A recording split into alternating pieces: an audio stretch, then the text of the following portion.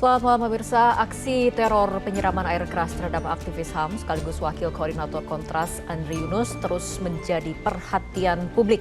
Keterangan pelaku dalam serangan brutal tersebut melahirkan analisis aparat bahwa kekerasan tersebut bukanlah aksi kriminal biasa, melainkan serangan yang telah direncanakan dengan matang. Aparat juga sedang mendalami rekaman CCTV terduga pelaku yang semakin memperkuat kecurigaan bahwa ada yang tidak biasa di balik aksi teror ini. Kini publik menunggu langkah aparat penegak hukum, mampukah aparat membongkar siapa dalang di balik teror yang menyerang aktivis Kontras ini. Bersama saya Fitri Megantara, Top Issue memburu pelaku penyiraman air keras aktivis Kontras.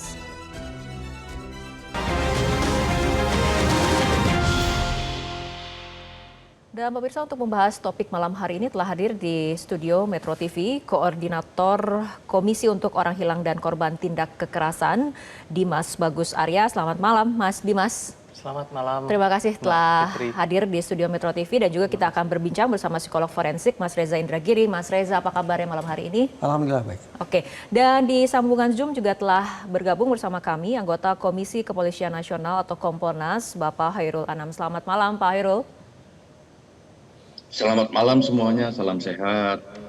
Baik, saya akan mulai diskusi dari Mas Dimas terlebih dahulu. Mas Dimas mungkin bisa menjelaskan bagaimana perkembangan terkini dari kondisi kesehatan Mas Andri Yunus sendiri. Terima kasih Mbak Fitri. Pertama tentu kalau berbicara soal perkembangan kondisi kesehatan gitu ya, yang bisa saya sampaikan adalah bahwa Andri Yunus korban gitu ya sudah dalam kondisi yang stabil, sudah melewati masa kritis dan sekarang sedang menjalani perawatan intensif di high care unit di Rumah Sakit Cipto Mangunkusumo Jakarta. Dan dalam kondisinya tadi juga sudah disampaikan dalam keterangan pers resmi dari Rumah Sakit Cipto Mangunkusumo bahwa ada luka bakar sekitar 20% di sekujur tubuh bagian kanan dan juga ada trauma mata dengan tingkat 3 dari skala 1 sampai 4 yang mana itu bisa dikategorikan juga parah gitu ya. Yang mana itu juga sudah dilakukan tindakan oleh tim medis dari Rumah Sakit Cipto Mangunkusumo dengan melakukan operasi stem cell, pemindahan sel pungta dari mata kiri Andri ke mata kanan. Dengan harapan itu juga bisa kemudian dapat memperbaiki fungsi penglihatan dari Andri Yunus.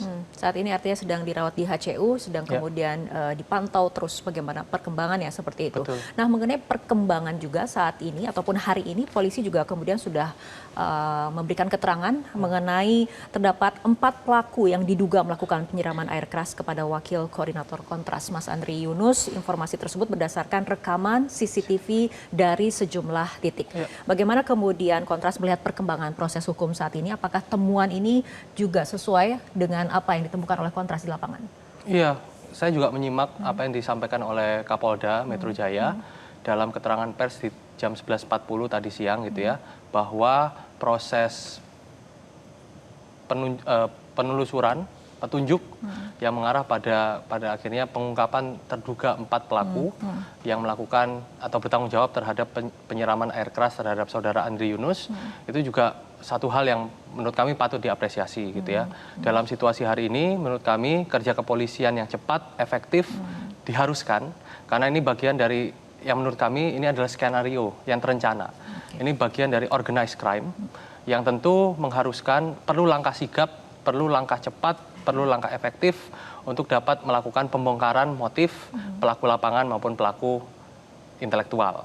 Nah, dalam konteks itu 86 titik CCTV yang disampaikan oleh kepolisian itu juga sudah kami lakukan perbandingan dengan upaya mandiri yang kami lakukan terkait dengan penelusuran sejumlah orang-orang yang disinyalir melakukan upaya rentetan sistematis, termasuk adalah tidak hanya terpaku pada tindakan penyiramannya, tapi sebelumnya juga ada upaya penguntitan, ada upaya surveillance yang dilakukan, yang itu juga terekam dalam CCTV. Oke, Mas Dimas, mengenai surveillance sendiri, kembali pada pernyataan polisi ini diduga 4 orang terduga pelaku yang menggunakan 2 sepeda motor ini menunggu korban di depan salah satu restoran fast food Cikini, kemudian mengikuti korban yang bergerak menuju Jalan Diponegoro dan selanjutnya ke arah Jalan Salemba. Apakah ini kemudian memang yang Anda katakan mengenai ada indikasi penguntitan penguntitan itu. Iya, penguntitan bahkan tidak dilakukan hanya di depan restoran fast food yang ada di Cikini gitu ya. Karena sebelumnya korban itu melakukan tapping podcast di kantor Yayasan Lembaga Bantuan Hukum di Jalan Diponegoro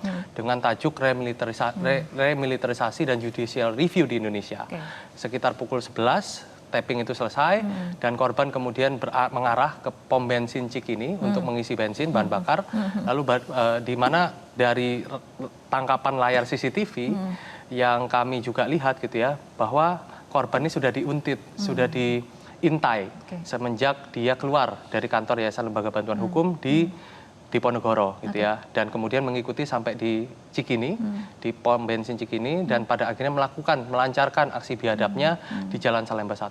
Oke, saya akan bergeser dulu ke Mas Reza. Apabila kita lihat tayangan CCTV, melihat pola dua orang yang sedang bersepeda motor di malam hari, kemudian melakukan aksinya kepada Mas Andri Yunus. Bagaimana Anda profiling dari kedua pelaku ini, Mas Reza?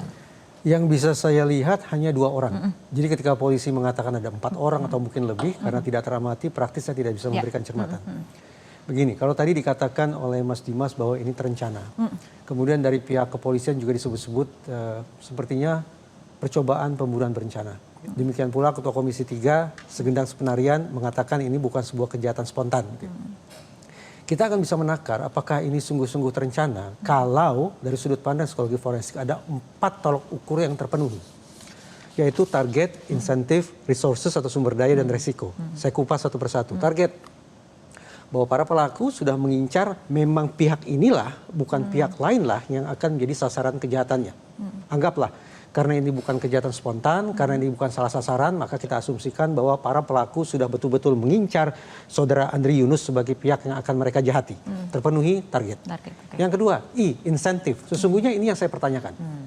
Kalau kita bangun spekulasi bahwa penyerangan ini bersangkut paut dengan pekerjaan atau aktivitas Andri Yunus sebagai seorang pegiat HAM, di kontras, sesungguhnya insentif apa yang ingin dapat oleh para pelaku? Ini yang belum terjawab sampai sekarang. Yang ketiga, sumber daya, resources sudah jelas. Lebih dari 1 orang berarti adanya sumber daya berupa sesama kolega, sesama teman. Kendaraan bermotor, air keras, pemilihan waktu, pemilihan lokasi. Itu semua menandakan sudah ada pemenuhan resources atau sumber daya. Cuma yang menjadi kejanggalan atau paling tidak tanda tanya adalah pada elemen yang keempat, yaitu risk atau resiko. Nalar awam mengatakan setiap pelaku kejahatan, lebih-lebih pelaku kejahatan yang terorganisasi, niscaya akan berusaha melakukan sekian banyak langkah untuk memastikan resiko dia akan bisa diatasi.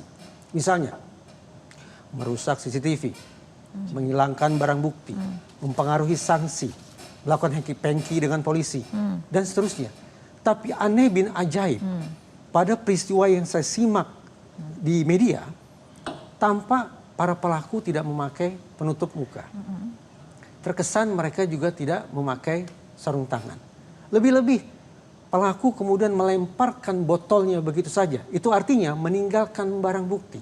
Jejak ya. Saya menjadi ragu, paling tidak pada elemen yang keempat atau resiko, yaitu pengelolaan resiko, pengelolaan risk ini, bagaimana saya bisa teryakinkan ini merupakan sebuah tindak tanduk yang memenuhi elemen itu. Karena itu, kendati sejak awal kita semua tampaknya bersepakat ini merupakan kejahatan yang berencana, tapi ada 2 elemen yang belum terjawab secara definitif hingga saat ini, paling tidak bagi saya. Pertama terkait dengan insentif, dan yang kedua terkait dengan pengelolaan resiko. Apa boleh buat? Kalau 2 elemen ini belum terjawab, maka praktis saya tidak mengiyakan dan juga tidak menyanggah. Namun paling tidak saya memiliki alasan untuk mempertanyakan seberapa jauh, seberapa kokoh sesungguhnya spekulasi yang kita bangun bahwa ini merupakan kejahatan berencana. Oke, kita akan tunggu tanggapan dari Mas Dimas dan juga Pak Hairul Anam, tapi kita ikuti jeda berikut terlebih dahulu.